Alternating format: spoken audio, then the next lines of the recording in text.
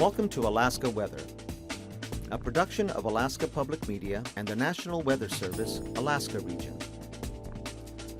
Produced and broadcast daily from the studios of KAKM, Alaska Weather provides complete forecasts, public, marine, and aviation for all of Alaska. Alaska Weather is made possible by the following sponsors.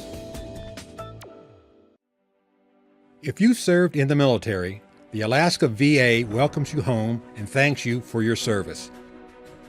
You may be eligible for VA healthcare benefits, including reimbursement for your care at 26 tribal health facilities and their more than 180 outlying clinics throughout the state of Alaska. Apply online in less than 5 minutes.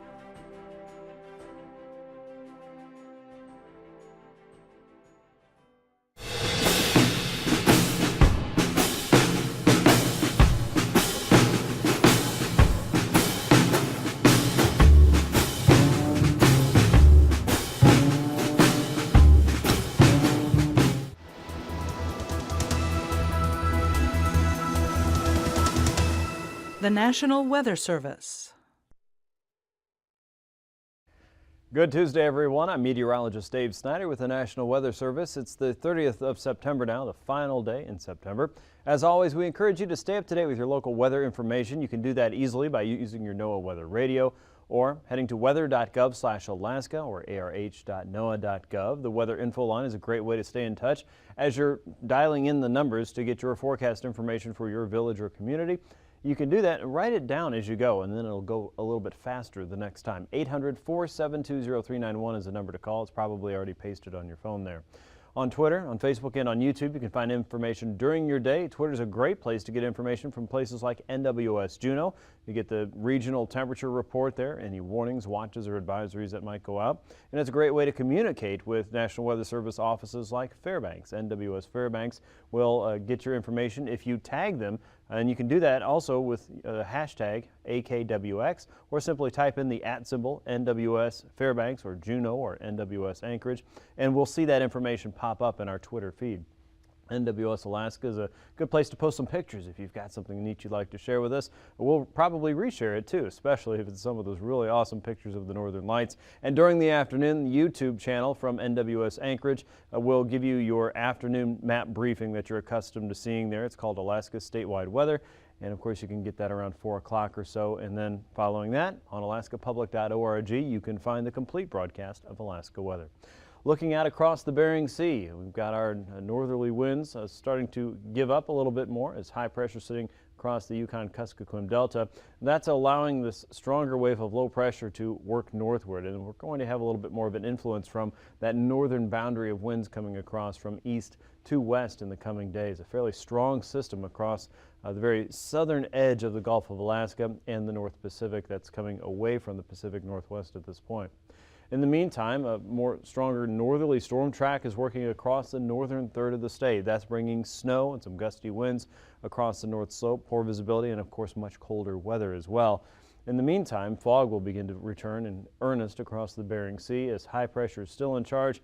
That fog seems to be filling in more and more each day, and there should be more coming back to Bering Sea coast communities here in the next probably 2 to 3 days. So stand by for that.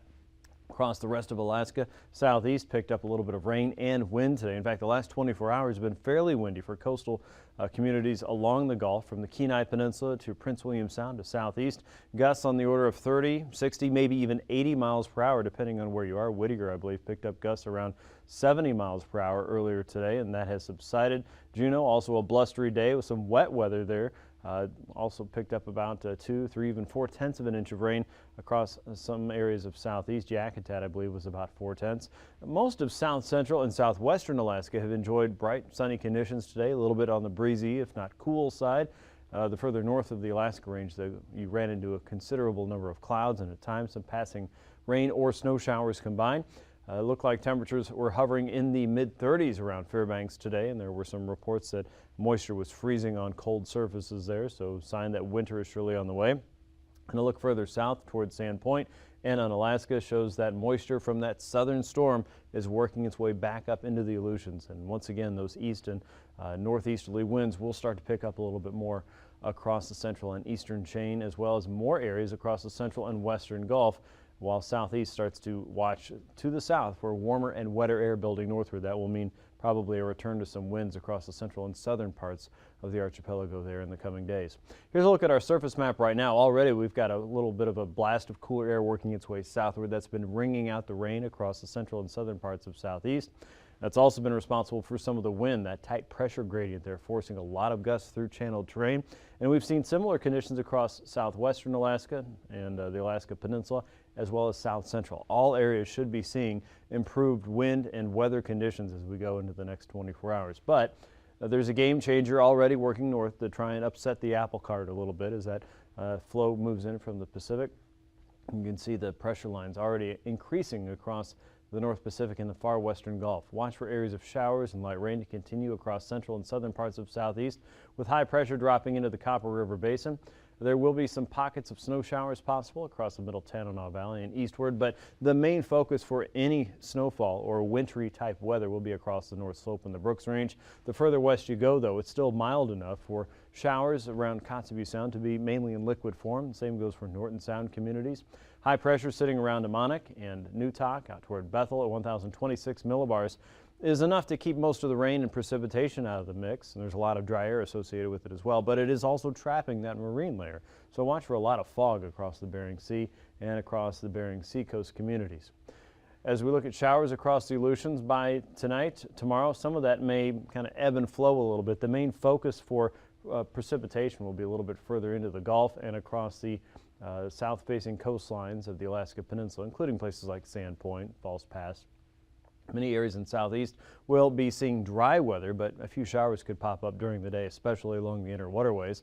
High pressure will move into the southern Yukon at 1,028 millibars. Look for some periods of rain and snow showers across the north coast and the coastal plain itself, as well as the Brooks Range, as a frontal boundary drops in from the Chukchi Sea. And that's going to turn the winds a little bit more to a northerly direction during the day.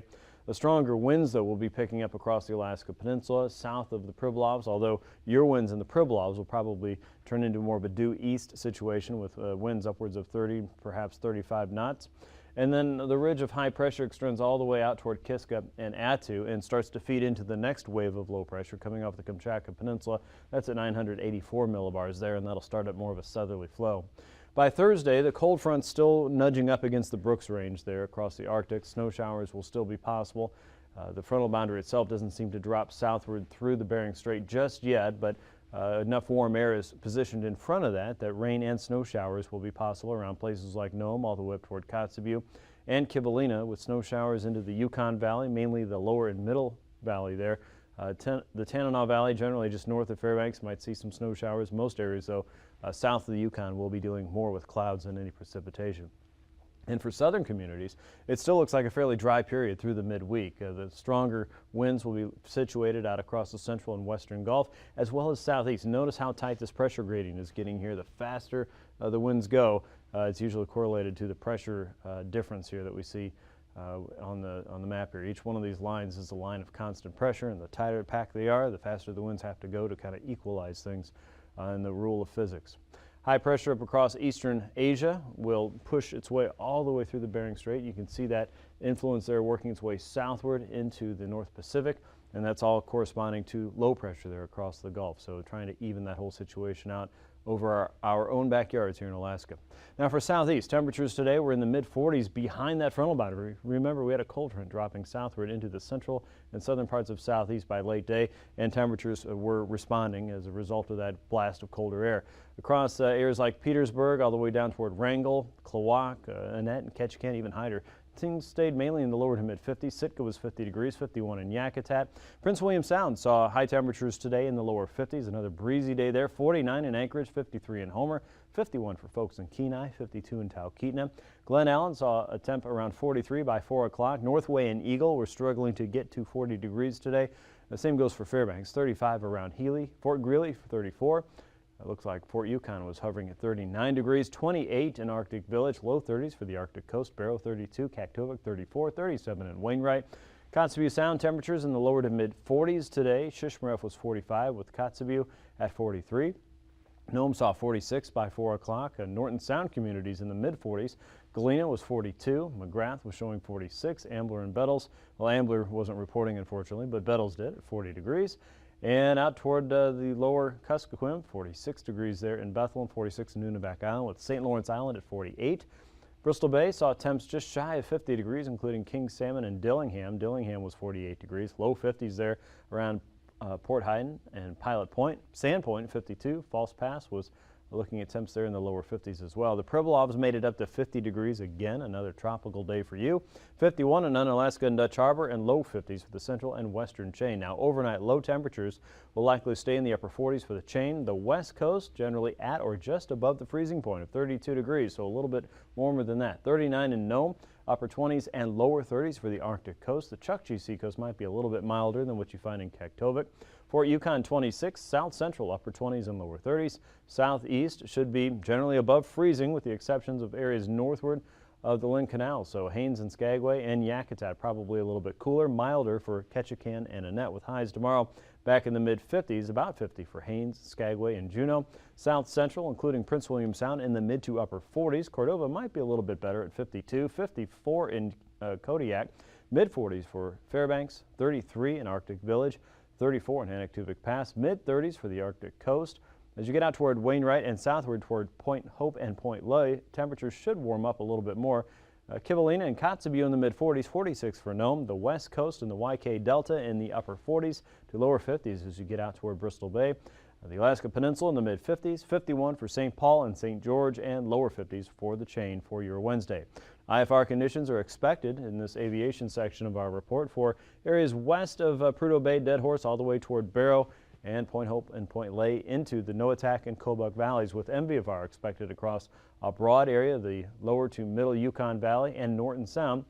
MVFR will continue especially in the morning for southern parts of southeast and areas from Sandpoint westward along the Aleutian chain, but watch out for some thicker areas of fog at times across the Bering Sea. Here's your pass conditions. Hannock-Tuvik and Adigan Pass are both expected to be MVFR for your Wednesday. We'll see VFR conditions return for Lake Clark and Merrill Pass again.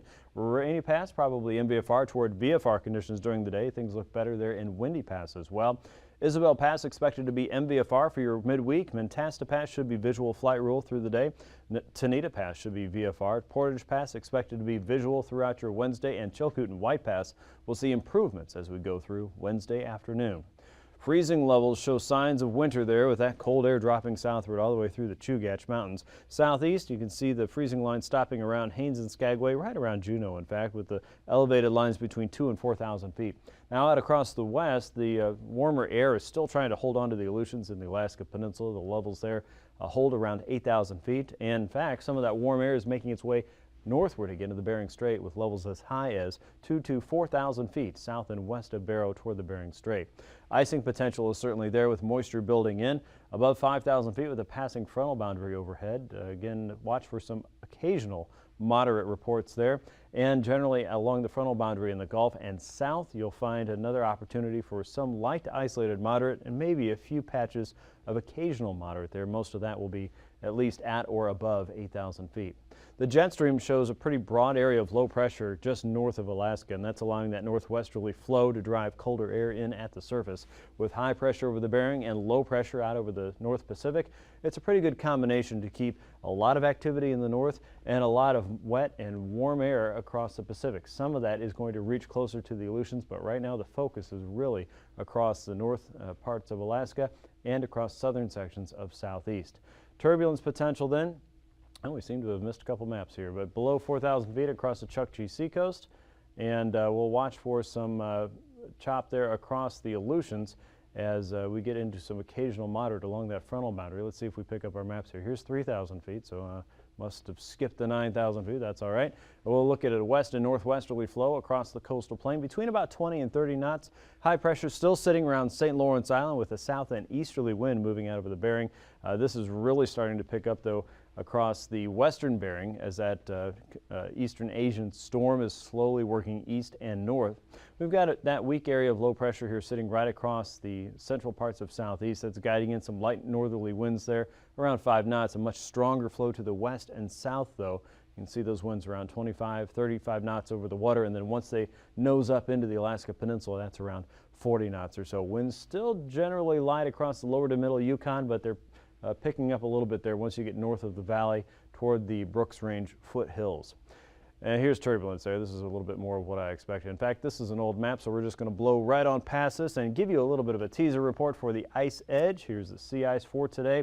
The update, as you would expect with the colder weather, right around Kaktovik and to Prudhoe Bay, a little bit of coastal ice starting to freeze up there along the Beaufort Seacoast. The main ice pack still well offshore, but signs of winter returning thanks to our Alaska Sea Ice program analyzing this. You can do that anytime you like by getting the tools you need at weather.gov/anchorage/ice.php. You'll get the latest forecast updates there on the ice edge as it advances throughout the season. And of course, look for the outlook as far as things go into the season for potential freeze up as we head toward the rest of winter.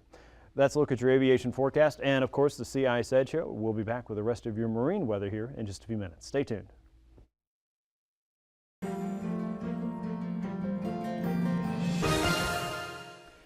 Good evening, and thanks for joining us for another edition of Alaska Weather Facts. I'm meteorologist Dave Snider, joined again by Eric Stevens of GINA, the Geographic Information Network of Alaska from the University of Alaska Fairbanks.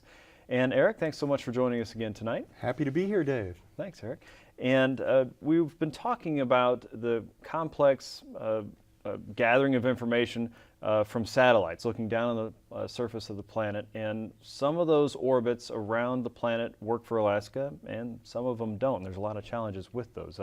How can we get better imagery for the poles and specifically for Alaska? Right. Well, today we're going to talk about a very interesting kind of satellite orbit that has potential to be real helpful for the high latitudes. Okay. Especially us here in Alaska. Canadians, Russians, Norwegians will all be interested in this. The satellites are not in orbit yet. Now the future is uncertain, but it's possible, and if this happens, it will be wonderful for Alaska. Okay. It's called the highly elliptical orbit. Oh, that sounds it's interesting. Yeah. And I think first, to help our discussion, we should get back to some of Kepler's laws and how do satellites work. Sure. Kepler's first law, an orbit of a planet around a sun or a weather satellite around the Earth is not necessarily a circle, it's an ellipse. Okay. And the highly elliptical orbit takes advantage of this aspect. We're going to put the Earth in one of the ellipse and then stretch one of the foci of the ellipse and then stretch that ellipse out real far to make it highly elliptical. The foci is that bend part of the end of the ellipse. If you're going to stretch out a rubber band, that would be the center, kind of the stretchy part. Yes. Ends. Okay. Yeah, exactly. Okay. And then Kepler's second law says that the closer something is to the thing that it's orbiting, the faster it goes. Okay. We see this in the solar system, that Mercury flies around the sun real fast. Jupiter, much slower. Jupiter's further away, it's slower. Mercury's closer in, it's faster. This happens with weather satellites too. Even satellites like the International Space Station, it's pretty close to the Earth. It goes around the Earth in only 90 minutes. Okay. That thing is moving. It's only 250 miles away. So how can we take advantage of these two aspects of Kepler's laws of motion to get better weather surveillance of Alaska? And this highly elliptical orbit is going to be the approach. So we have with us today our friendly planet Earth and our simulated satellite, the lid off of this salt shaker like here. Sputnik there. Yeah. There it is. It's shiny, it's metal, it's space worthy. And what we want to be able to do is, could you have a satellite hover over the top of the world, up over Alaska? You can't really do that. Geostationary satellites have to be over the equator. Okay. So how could we almost solve this? And this is the tricky part. Maybe should we tilt the Earth over? Focus on the pole. That's what we're trying to accomplish here, right? So here we have the northern side of the planet, and we're going to trace out the orbit of a satellite with this salt shaker lid here. Now imagine a highly elliptical orbit. So let's put the Earth in one of the foci of the ellipse, and we'll have an imaginary foci out here. Okay. So the satellite will not go in a circle around the Earth, but will be in this long strung out ellipse. Okay. So the satellite will go... Kind of like a racetrack. Yes, there you go, like a racetrack. So it's an oval elliptical Yeah. shape like that. And notice now that when the satellite's over here, we've got a nice view of the northern hemisphere around. There's down. Alaska, Okay. Russia, Canada, Greenland, all there. So that's the ellipse aspect of an orbit, Kepler's first law. The second law saying that when you're further away as a satellite, you go slower. And this we can take real okay. advantage of. Because the way this orbit works, when the satellite goes over Antarctica here, Right. it's going to be close to the Earth. It's Okay. going to be moving, whoosh, goes on by. And then as it comes out here, it will slow down. This increases what is known as the dwell time. The satellite will just hang here looking for hours at Alaska Wow. and the high Arctic. And then eventually it will come around and it will accelerate and whiz around the South Pole and then come back and hang here for a while because it's further away from the planet. It goes slower. Yeah. It has to. That's the laws of motion. And such like that, repeating. Wow. Now, the real important way to make this work is you have to have two satellites. So that while one is whipping around the pole, you've got the other one out here, and they work as a team. You could then get a series of images of Alaska that can be almost from a constant frame of reference. Right. And you can loop them together to make movies. You can take a picture every 10 minutes, say, of Alaska, and then loop it, playing it at several frames a second. You could see the clouds whiz on by. You know, the Weather Channel, weather broadcasters in the lower 48 especially can show these movie loops from the geostationary satellites. In Alaska, we've never really been able to do that very well, especially in the higher, most northern parts of the state, because those geostationary satellites are over the equator. It's not a good view.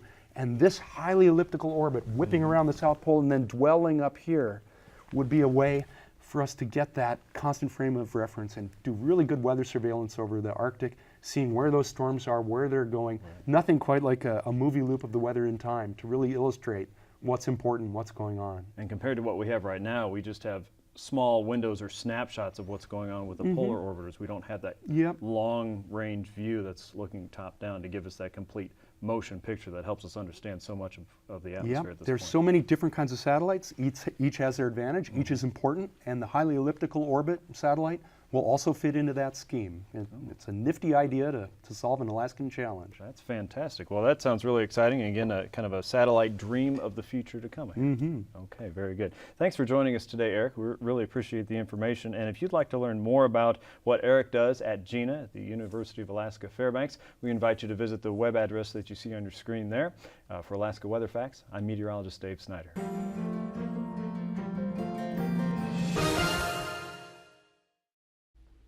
Thanks, Dave. Here's a look at your weather over southeast as we get into Wednesday. More of a northerly flow following that frontal boundary as it sweeps through the islands.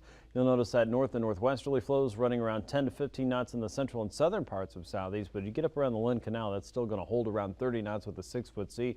Northeasterly is coming off, becoming a little more northerly just south of Sitka. Coastal winds around 15 to 20 knots with seas from 5 to 9 feet higher in the south. By Thursday, we start to see influences from that storm way out in the Gulf. As that frontal boundary starts lifting northward, we pick up a southeasterly flow, really picking up there as you get around Sitka toward the northern entrances that could reach well into gale force, maybe a little bit stronger. 15 to 25 knots there for the central and northern waterways, southeasterlies in the Dixon entrance out toward the Clarence Strait around 35 knots with 7-foot seas. But things are really going to worsen and strengthen as we get into Thursday afternoon there for coastal waters, generally south of the northern entrances all the way to the Dixon entrance. So be prepared for some changes on Thursday. On Wednesday, look for a northerly flow coming down through the northern Cook Inlet, only at 10 knots, but then it races into 20 to 25 knot winds into the Shelikof Strait, 4 to 8-foot seas. There northerlies in Prince William Sound. Things are a little bit tame there for now. Across the western Gulf, 15, 20, even 30 knots coming into Kodiak from the east with 5 to 9-foot seas.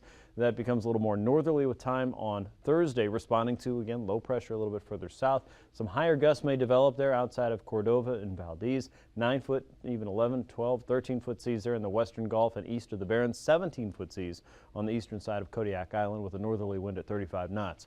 Northeasterlies inside of Bristol Bay. A much stronger easterly flow, though, reaching in towards Sand Point and the Shumagat Islands out toward False Pass and King Cove. 40-knot winds there with a 19-foot sea. By Thursday, we get into a broad northeasterly flow on both sides of the peninsula. Still looking at 40 knots there from Castle Cape out toward Chignik. and 18 to 19 foot seas there on the Pacific side, with 4 to 5 foot seas there on the Bering at 25 knots from the north and east. For the Aleutians, northeasterlies continue across the Bering Sea coast, with easterlies once you get out toward Kiska and Attu.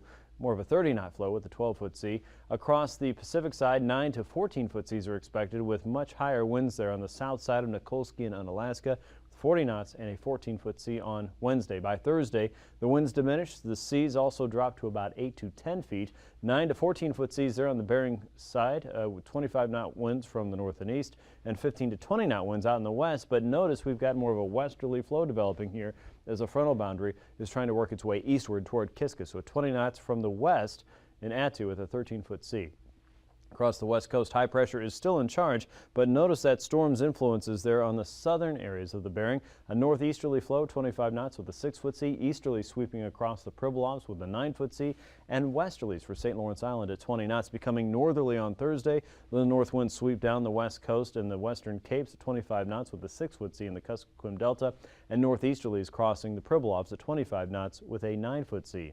And for the north slope, westerlies coming into the Chukchi seacoast at 20 to 25 knots, southwesterlies north of Barrow with a 4-foot sea. We'll see possibility of some light freezing spray across the Beaufort seacoast, 25 knots there north of Kaktovik with a westerly flow and 5-foot seas. Those become northwesterlies as we get into Thursday, driving in colder air once again. 4 to 5-foot seas are expected from Barrow eastward to Kaktovik. Northwesterlies for the Chukchi seacoast with 3-foot seas there, and 4-foot seas on a northerly flow outside of Kotzebue Sound. You're looking at a 20-knot wind there for Thursday. Recapping tonight's weather across Alaska, showers are still possible across southeast as a frontal boundary is swinging out of the region. The wind should diminish a little bit more for tomorrow, but expect stronger winds as you get back into Thursday, as we just saw. Light snow still possible across the north slope. Periods of rain may mix with snow across the Chukchi seacoast into Kotzebue Sound. High pressure still in charge of west and southwestern Alaska, but fog will be prevalent. Showers across the Aleutians will still be possible as we get into Wednesday as the stronger storm is lifting northward into the Gulf. That may ease the rain concerns there across southeast, but winds may crank up again on Thursday as a frontal boundary is dropping into the interior of Alaska for Wednesday into Thursday. You'll notice more snow showers on the south side of the Brooks Range and across the coastal plain. Things will be cooler. Showers of rain and snow across the west with a new storm developing in the western Bering. Thanks for watching. These forecasts are to be used for planning purposes only. Call 1-800-WX-BRIEF for a formal pre-flight briefing. Always file a flight plan before you go flying. The U.S. Coast Guard Auxiliary urges you to leave a float plan with a friend or the harbor master before you go boating. Alaska Weather is made possible by the following sponsors.